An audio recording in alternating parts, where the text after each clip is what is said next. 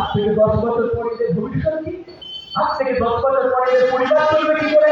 আজ থেকে 10 বছর পরে এদের সংসার চলবে কি করে?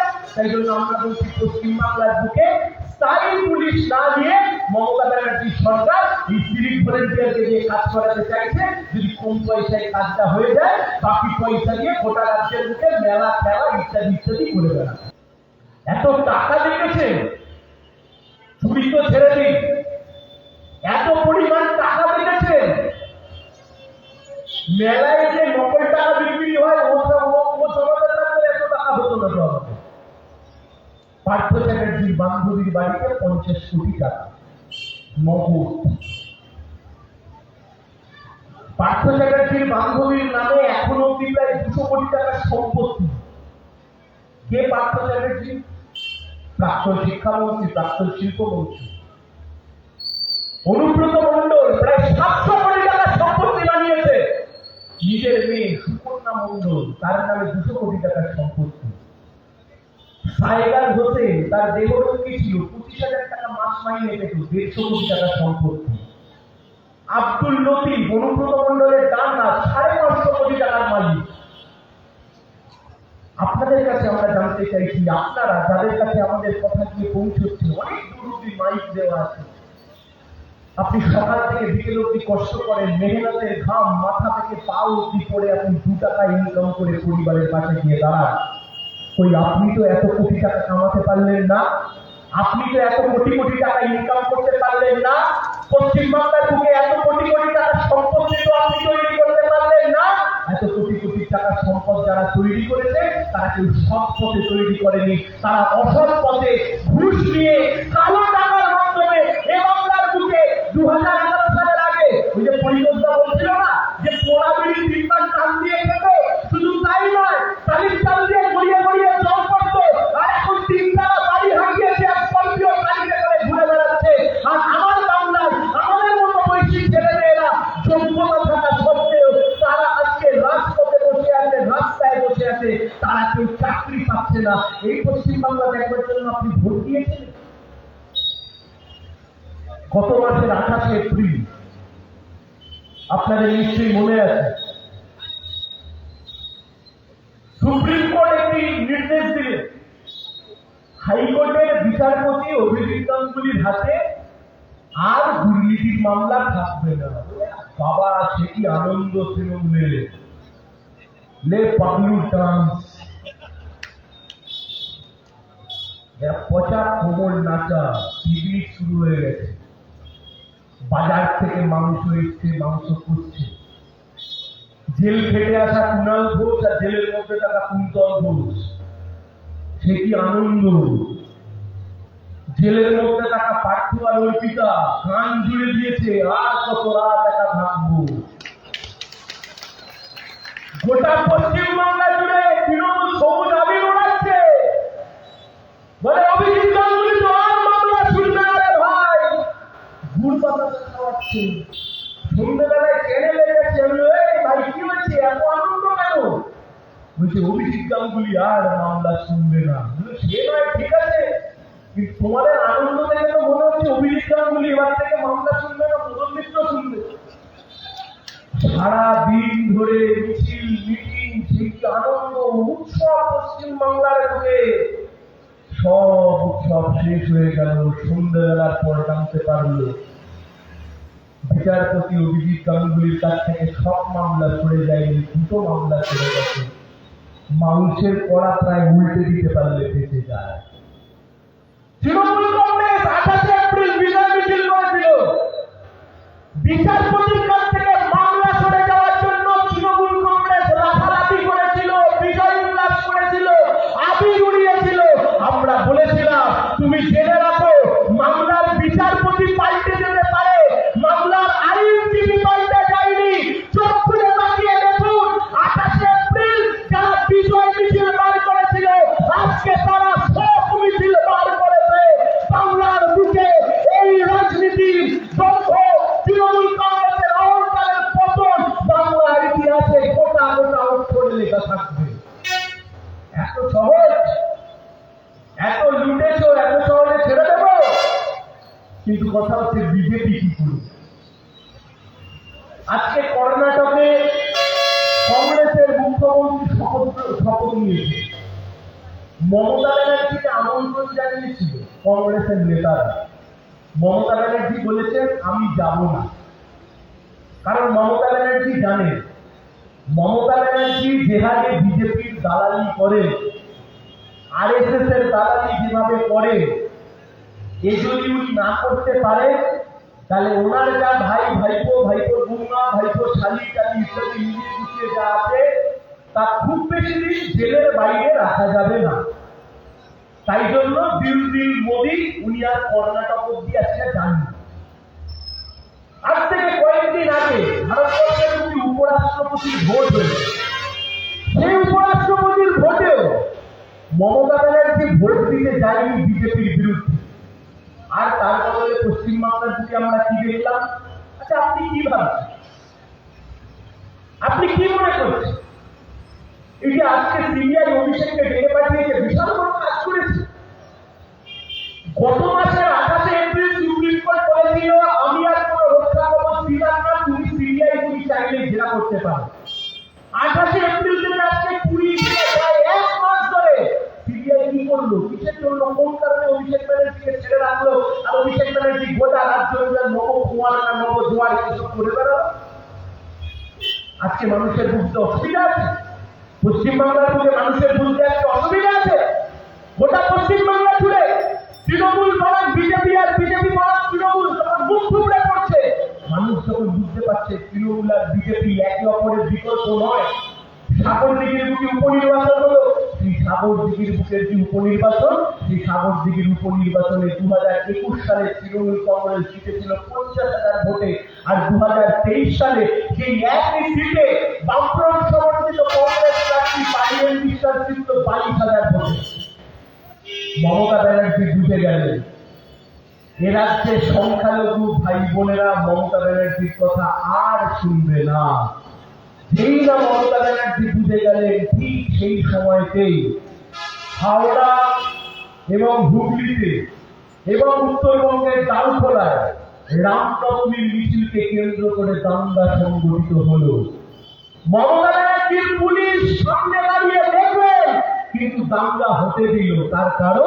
তার কারণ কিছুদিন পরেই ছিল ঈদ। ঈদের মঞ্চে গিয়ে মমতা ব্যানার্জি বলল বিজেপি দুষ্ট লোক, বিজেপি এ রাজ্যের বুকে দাঙ্গা করবে। সংখ্যালঘু ভাই বোনেরা, তুমি যদি সিপিএম কে ভোট দাও, তুমি যদি কংগ্রেসকে ভোট দাও, তাহলে বিজেপি এ রাজ্যের বুকে শক্তিশালী হবে। ওই তো দেখেছো তো রামনবমীর মিছিলে কেমন দাঙ্গা হয়েছে। তোমরা এসে আমাকে ভোট দাও। আর যে বিজেপি টিকি খুঁজে পাওয়া যাচ্ছিল না, সেই বিজেপি রামনবমীর ঘটনাকে কেন্দ্র করে গোটা পশ্চিমবাংলা জুড়ে রাজনীতির নতুন অক্সিজেন খুঁজে পেতে শুরু করে দিল।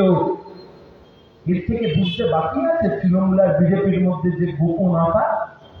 কিন্তু এখানে পুলিশ ঘুরে বেড়াচ্ছিল কিছুক্ষণ আগে, দেখি আবার সিভিক নিয়ে এসছে, আসছে আবার গুঁতো দিতে হবে হাইকোর্ট থেকে। এদেরকে যত গুঁতোই, এদের কোনো লাজ লজ্জা কিছু নেই। হাইকোর্ট থেকে বিচারপতি রাজাশেখর মান্থার অর্ডার বের করেছিলাম আমরা মামলা করে, ল এন্ড অর্ডারের কোন ডিউটিতে কোন সিভিক ভলেন্টিয়ার দেওয়া যাবে না। যদি কোনো জায়গায় দেখেন আমাদের কোনো মিটিং মিছিলের পাশে কোনো সিভিক ভাইকে ঘুরে বেড়াতে, সঙ্গে সঙ্গে ছবি তুলে আমাদেরকে পাঠাবেন, বাদ বাকি যা কাজ আমরা বুঝে নেব। এরা ভেবেছে সিভিক ভলেন্টিয়ারকে যে পঞ্চায়েতের ভোট করাবে, সেগুলো বাড়ি।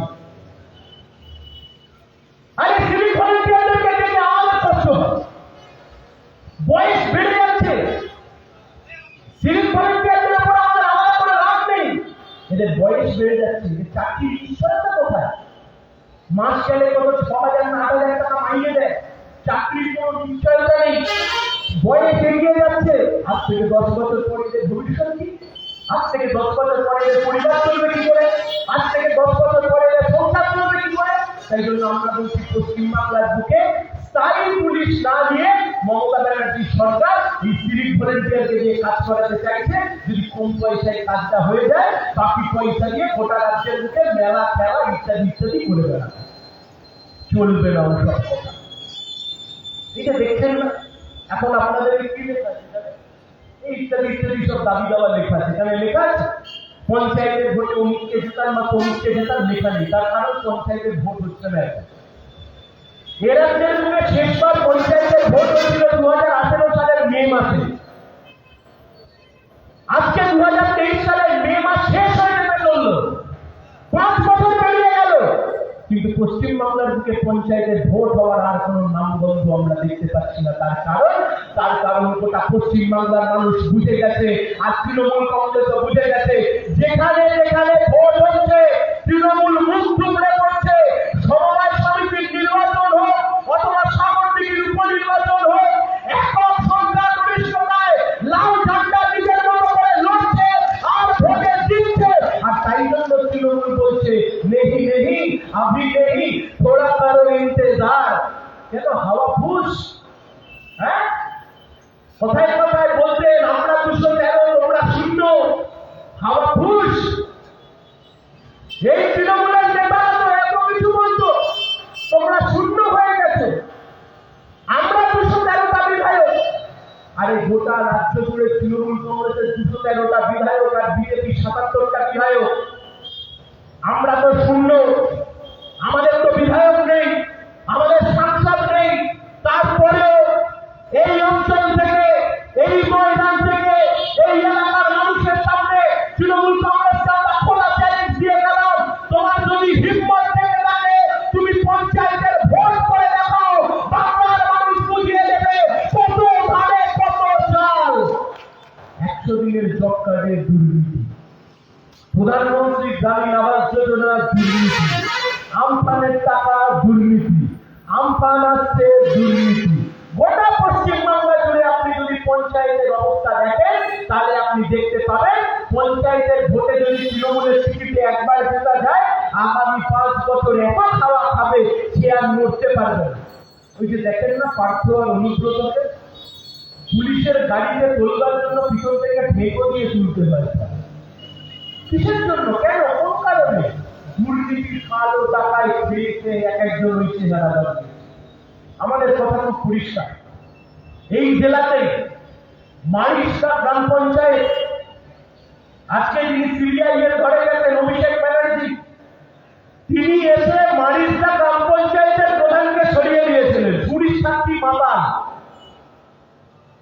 কয়লা সময় এসে বলছে তুমি 100 দিনের সরকারে চুরি করেছো, যার নিজের বিরুদ্ধে ইন্ডিয়া সিবিআই তদন্ত করছে, তিনি এসে মারিস্তা গ্রাম পঞ্চায়েতের প্রধানকে সবক শেখাচ্ছে। আমরা আপনাদেরকে বলছি শুনুন, পঞ্চায়েতের ভোট আসবে, পঞ্চায়েতের ভোটে সিপিআই এর নিজের ঝান্ডায় লড়াই করবে। পঞ্চায়েতের ভোট আসবে, সিপিআই এর লাল ঝান্ডা নিয়ে লড়াই করবে। কোন বেলচা কোদাল হাতুড়ি তারপরে কি বলে এসব দিয়ে চলবে না। আম জাম কাঁঠাল লিচু ওটা চলবে না, ওটা ভুলে যান। কোন বিজেপি কারোর সাথে কোন বোঝাপড়া নয়, কোথাও বিজেপিকে হারানোর জন্য তৃণমূলের সাথে বোঝাপড়া নয়। সুযোগ এসছে কমরেড, বুঝবে এই কাজ করতে গিয়ে কোথাও কোথাও নয় গোটা রাজ্য জুড়ে আমাদের ভোট, সেই ভোট বলা দিতে থেকেছে। আর সেই জন্য আজকে বিজেপি 77 আর তৃণমূল 213। সময় এসছে, সুযোগ এসছে কমরেড, পঞ্চায়েতের ভোটে লাল ঝান্ডা কাঁধে নিয়ে লড়াই করতে হবে। পঞ্চায়েতের ভোটে লাল ঝান্ডা নিয়ে নমিনেশন দেবো, লাল ঝান্ডা নিয়ে প্রচার করবো, লাল ঝান্ডা নিয়ে ভোটে লড়বো, লাল ঝান্ডা নিয়ে বুঝে গিয়ে বসবো, লাল ঝান্ডা নিয়ে কাউন্টিং করতে দেবো, লাল ঝান্ডা নিয়ে জিতবো, জিতে বেরোনোর পরে লাল আবির মেখে বিজয় মিছিল বার করবো। এর বাইরে কিছু হবে না বাংলার বুকে, নিশ্চিন্তে থাকুন। তৃণমূলের যা হই হুল্লোড় তা শেষ। বলে নবজোয়ার, তুমি যৌবনে থাকলে নয় বুঝতাম তোমার জোয়ার টোয়ার এসে, যাওয়ার সময় হয়ে গেল তুমি কি নবজোয়ার। এটা গান ছিল না, তুই হেলে দুলে যাবি শ্মশান ঘাটে, হেলতে দুলতে সিরিয়াল বলে নবজোয়ার। আপনি বুঝলেন নবজোয়ার কেন হলো?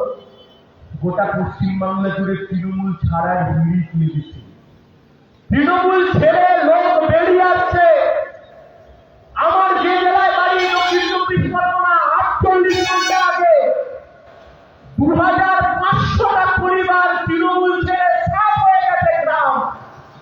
তৃণমূলগুলির হাত ধরে লাল ঝান্ডা হাতে তুলে নিয়েছে।